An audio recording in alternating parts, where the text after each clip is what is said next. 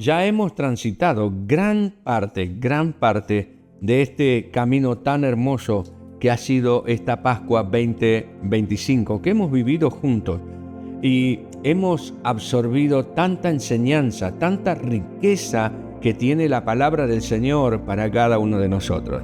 Y bueno, bienvenido, bienvenida a este nuevo encuentro, esta nueva sesión en la que vamos a ya culminar con esta serie de 5 encuentros.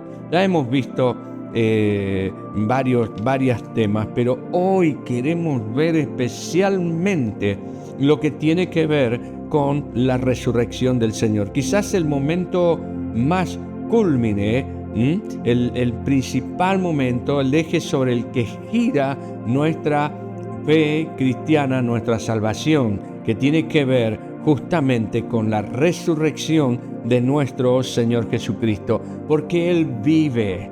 Él no está en la tumba, tampoco está clavado en la cruz.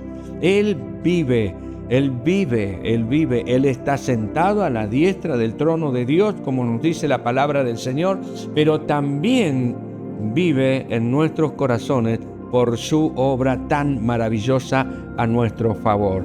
Ahora, ¿sabes que la palabra del Señor dice en 1 Corintios capítulo 15, versículos 17? Porque, si Cristo no resucitó de los muertos, como algunos tienen por allí la tendencia de dudar, algunos hay dudas con respecto a esto, pero si Cristo no resucitó de los muertos, dice la Biblia que nuestra fe es vana, que todavía estamos en nuestros pecados, todavía estamos perdidos, todavía estamos sin esperanza. Entonces, los que han muerto creyendo en Jesús perecieron y no tienen tampoco la esperanza de la vida eterna.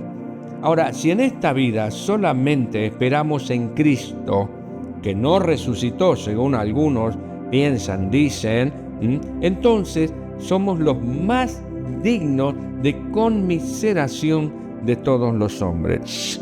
La resurrección de Cristo levanta tanta polvareda como podríamos decir así. Ahora, vamos a ver lo que el pastor Greer tiene para decirnos esta noche. Pero quiero que, por favor, le pido que preste atención a esto. ¿Cómo responde el pastor a estas preguntas? ¿Cuál es la importancia de la resurrección? Una pregunta que va a ir respondiéndose a lo largo de esta última charla. Y después, ¿qué podemos nosotros hacer? ¿Qué evidencias hay con respecto a la resurrección? ¿Y qué podemos hacer cuando dudamos de este aspecto del Evangelio, es decir, de la resurrección? Muchachos, chicas, les invito a ver este video en este momento con toda atención. Y por supuesto, como siempre lo hemos hecho en estas distintas sesiones, tenga sus notas a mano para sacar el mayor provecho de estas charlas. Vamos adelante con el video. Ahí estamos.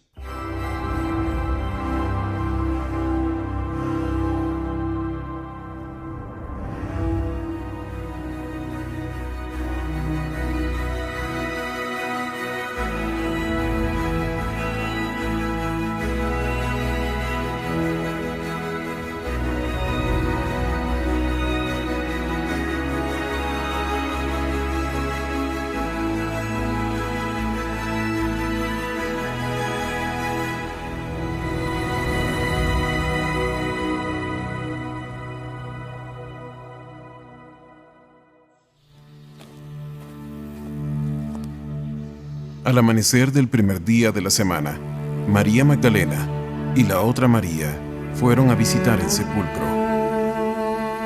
De pronto, un ángel del Señor descendió del cielo, removió la piedra. Pero el ángel les dijo a las mujeres: no teman, yo sé que buscan a Jesús, el que fue crucificado. No está aquí, pues ha resucitado. Vayan pronto y digan a sus discípulos que Él ha resucitado.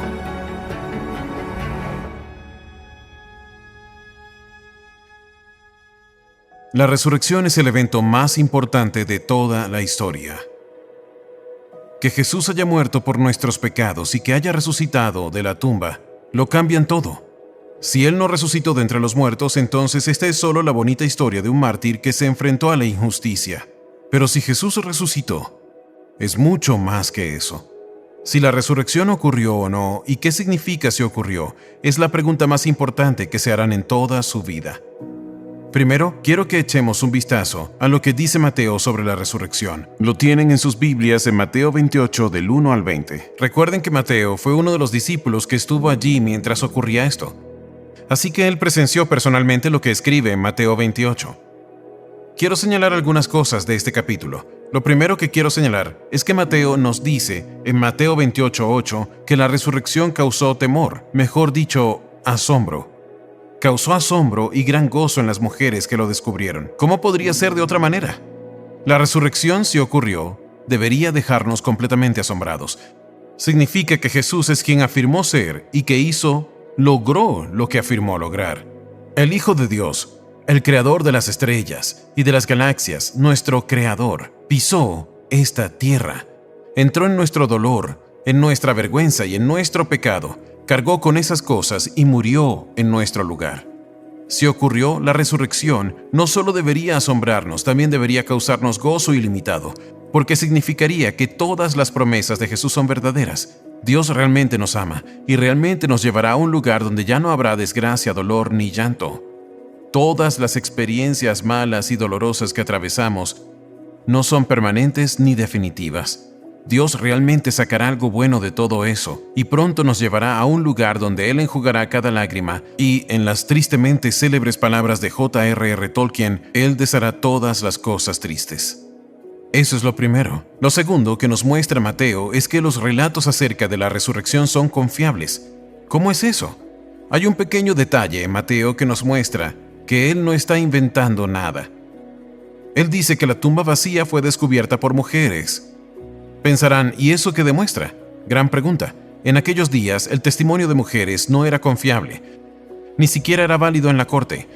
Piensen, si Mateo inventó lo de la resurrección para intentar que la gente de su generación creyera, ¿por qué convirtió a las mujeres en los primeros testigos oculares? Si lo hubiera inventado, habría elegido hombres. Mateo señala que las mujeres fueron las primeras testigos oculares porque esa era la verdad. Ese hecho no le ayudó en su argumento, pero era cierto, así que lo incluyó. Además, sabemos que todos los discípulos, incluido Mateo, murieron de formas horribles, testificando el hecho de que habían visto a Jesús resucitado de entre los muertos con sus propios ojos. Deben preguntarse esto, ¿habrían muerto por algo que sabían que era mentira?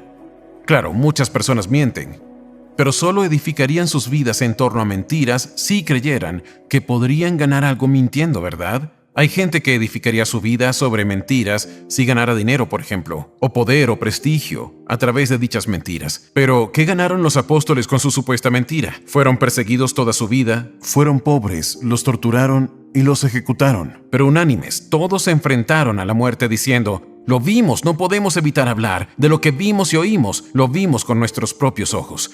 Solo les pido que piensen si ellos habrían atravesado todo eso por algo que sabían que era una mentira.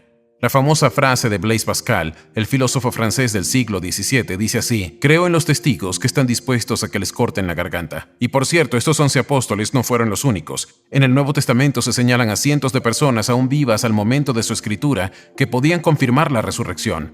Se nombra a personas que aún estaban vivas, diciendo: si no nos creen, vayan y pregúntenles. Alguien no diría ese tipo de cosas si estuviese inventando algo. Entonces, el punto es que para la resurrección, Mateo nos muestra una confirmación históricamente confiable de la vida de Jesús, de su muerte y de su resurrección. Y eso debería producir asombro y gozo en nosotros. La pregunta que nos deja Mateo en su Evangelio con respecto a la resurrección es: ¿cómo van a actuar ante ella? ¿La rechazarán como lo hicieron los líderes judíos? Mateo 28, 11 al 13 nos dice que en lugar de buscar la verdad, los líderes religiosos judíos les pagaron a los soldados que custodiaban la tumba para que no dijeran nada de lo que en verdad había ocurrido. Sinceramente, a veces me pregunto cómo pudieron haber hecho eso. ¿Por qué estar tan decididos a encubrir algo así y a cerrar los ojos voluntariamente ante las pruebas? Pero aprendí esto: siempre se puede encontrar razones para no creer lo que no se quiere creer. Al igual que los líderes judíos, podemos cerrarnos ante la evidencia que apunta en la dirección opuesta de donde creemos que queremos ir. Hay mucha gente que hace esto hoy en día. En sus corazones saben que hay algo especial en Jesús, pero no quieren asumir las consecuencias de que Él sea el Señor. No quieren reconocer esas consecuencias, entonces hayan razones para no creer en la Biblia. Entonces la pregunta para nosotros es: ¿vamos a rechazar la resurrección como lo hicieron los líderes judíos? ¿O vamos a dejar que nos lleve a adorar como lo hicieron los discípulos? Por cierto, elegir que nos lleve a adorar no significa que dejaremos de tener dudas a veces. Me encanta lo que dice en Mateo 28:17. Tal vez sea mi verso favorito de esta historia. Dice que cuando los discípulos lo vieron, lo adoraron, pero algunos dudaban. Piensen en esto por un momento. Jesús acababa de resucitar y lo habían visto y tocado.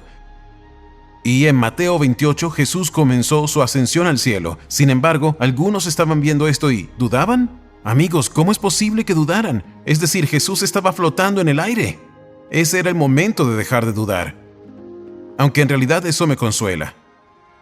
Porque por más que estoy seguro de la resurrección, a veces dudo. A pesar de que tenían muchas buenas razones para saber que Jesús había resucitado de entre los muertos, aún había preguntas que no sabían cómo responder, y decían cosas como: si Jesús realmente fue el Hijo de Dios que bajó a la tierra, ¿por qué se fue?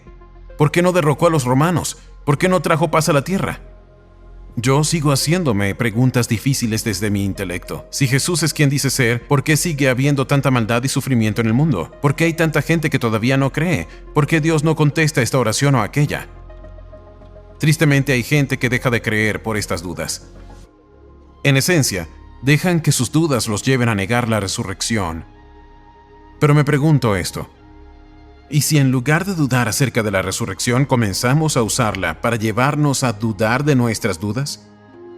Diríamos: Jesús, no sé cómo explicar esto ahora, pero sé que si la resurrección ocurrió, habrá una respuesta en algún lado y un día lo entenderé. Una de mis definiciones favoritas de la fe es que la fe ocurre cuando lo inexplicable se une con lo innegable. La resurrección es innegable y muchas de las preguntas que aún tenemos son inexplicables. Estamos dispuestos a vivir con preguntas sin respuesta, no porque solo quisiéramos que fuera verdad, sino porque entendemos que Jesús realmente fue quien dijo ser, y lo sabemos porque resucitó de entre los muertos, y estamos dispuestos a esperar a que Jesús nos guíe en nuestras dudas y nos muestre las respuestas. El famoso pastor británico Charles Spurgeon decía que la duda es como un pie que levantamos para dar un paso. Podemos ir hacia adelante o hacia atrás con ese pie. Él decía que algunos levantan ese pie y su duda los hace retroceder a la incredulidad, pero que en realidad no se puede dar un paso hacia adelante si no se levanta el pie.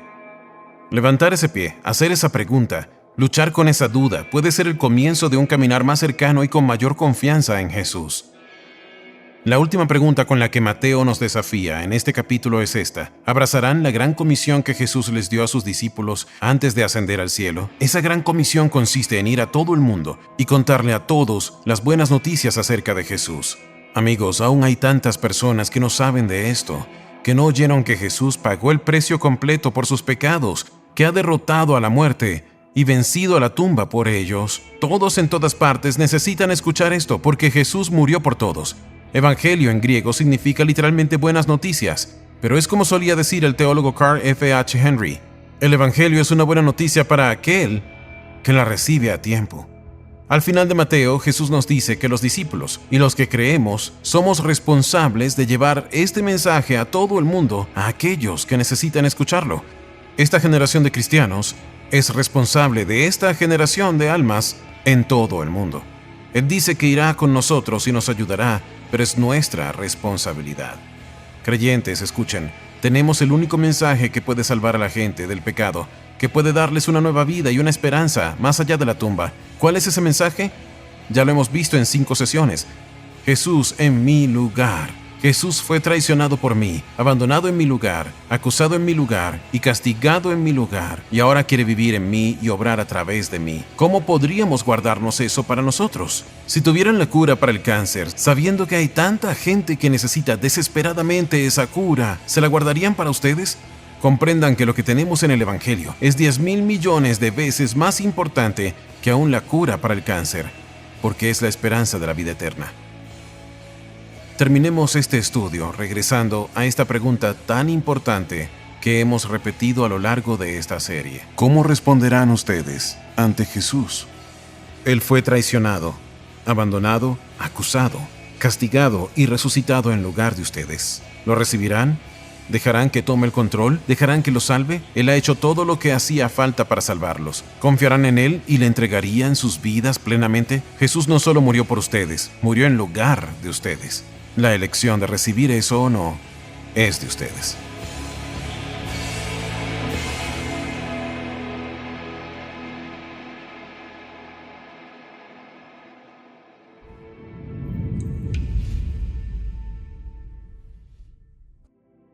Qué maravillosa sesión la de hoy. Cómo nosotros podemos vernos reflejados en esta charla. ¿Qué nosotros podemos hacer frente a la resurrección? ¿Qué es lo que nosotros o que debe producir la resurrección en cada uno de nosotros? Vimos allí en la charla, escuchamos, en algunos produce asombro. El temor es irreverente, pero el asombro frente a esta majestuosa obra del Señor. ¿Sabe? La Biblia dice que la muerte no pudo retener a Jesús por una cuestión muy particular. No pudo retenerle porque Él no tenía pecado. La muerte es la consecuencia directa del pecado. Jesús llevó nuestros pecados sobre su cuerpo. Él llevó nuestras culpas y murió por nuestros pecados, pero la muerte no pudo retenerle, no pudo tenerlo allí en el sepulcro, sino que Él resucitó. A lo largo de estas charlas nos hemos dado cuenta y hemos visto de que el Señor fue traicionado. ¿Fue traicionado por quién? Por nosotros. Fue abandonado. ¿Por quién? Por nosotros. Fue acusado en nuestro lugar. Él cargó con nuestro castigo, con nuestros pecados, y hoy vive y vive para nosotros. Él vive para ti, Él vive para mí, Él vive para que nosotros podamos tener vida. Ahora, qué asombroso es esto. Debe producir la resurrección del Señor Jesús. Debe producir gozo en nuestro corazón, alegría en nuestro corazón, esa seguridad de que realmente nosotros vamos a seguir sus pasos. Ahora, ¿qué podemos hacer frente a este mensaje? Hemos vivido tanto tiempo, hemos sido desafiados y ahora somos desafiados a compartir este mensaje. Mire lo que dice el Evangelio según San Mateo. En su último capítulo, en las últimas palabras, dice que Jesús, una vez resucitado, y algunos de los que estaban allí creían, esto es increíble, no dudaban, dice la palabra, pero en realidad esto es tan normal en nosotros, pero estaban allí recibiendo, estaban allí esperando del Señor, estaban allí viendo al Cristo resucitado. Dice la palabra de Dios, y Jesús se acercó y les habló a los discípulos, diciéndoles lo siguiente: toda autoridad me es dada en el cielo y en la tierra. Y como me ha sido dada toda autoridad, yo delego esta autoridad en ustedes. Y les pido, les ruego, que vayan y hagan discípulos a todas las naciones, bautizándolos en el nombre del Padre, del Hijo y del Espíritu Santo, enseñándoles que guarden todas las cosas que os he mandado. Y he aquí, yo estoy con ustedes todos los días y hasta el fin del mundo. El Evangelio es la buena noticia de que Jesucristo lo hizo absolutamente todo por cada uno de nosotros, por la humanidad.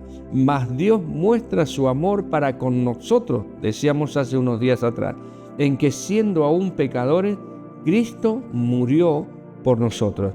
Y el Evangelio es la buena noticia de eso, que Jesús cargó con nuestro abandono, Jesús cargó con nuestra negación, Jesús cargó con nuestros pecados, con nuestros dolores, Jesús cargó con nuestro castigo, Jesús fue a la cruz por ti y por mí. Esa es la buena noticia del Evangelio. Pero hay un aspecto tan interesante que nos muestra el pastor Greer. Él dijo, el Evangelio es la buena noticia para aquel que la escucha a tiempo. El Evangelio es la buena noticia, pero si la escuchamos tarde ya deja de ser buena noticia. Ya cuando pasó ya dejó de ser buena noticia.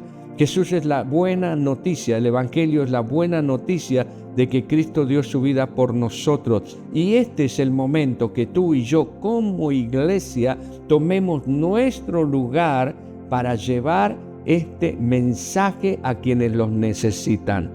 Hay tantos que están dudando, hay tantos que están enojados, hay tantos que están perdidos en la nebulosa de sus problemas y de sus situaciones y necesitan a un Salvador. Pensemos en todo lo que hemos escuchado y visto en estos últimos días. Veamos a nuestros vecinos, a nuestros amigos, a nuestros familiares.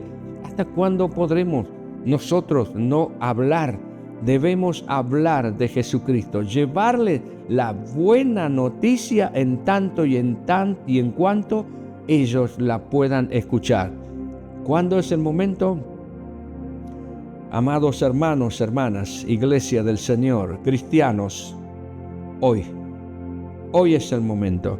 Porque si esas personas llegan a partir a la eternidad, mañana ya no es el momento, ya no es una buena noticia, pero hoy es la buena noticia para cada uno de aquellos que lo necesitan.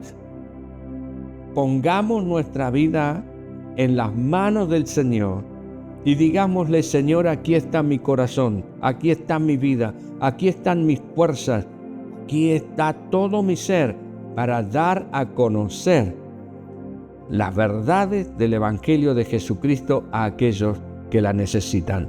Hemos visto las evidencias de la resurrección de Jesucristo. Vamos a ir a ganar almas para el Señor. Las buenas noticias de Jesucristo. Vamos a orar y vamos a entregarle nuestra vida, ¿sí? Dígale al Señor conmigo, Señor, gracias, porque tu resurrección es una realidad, Señor. Gracias, Señor, porque es una realidad. Señor, nadie se hubiese atrevido a morir por algo que era mentira. Nadie se hubiese atrevido a dejarlo todo por algo que era mentira. Señor, pero a través de los siglos tú has demostrado tu verdad.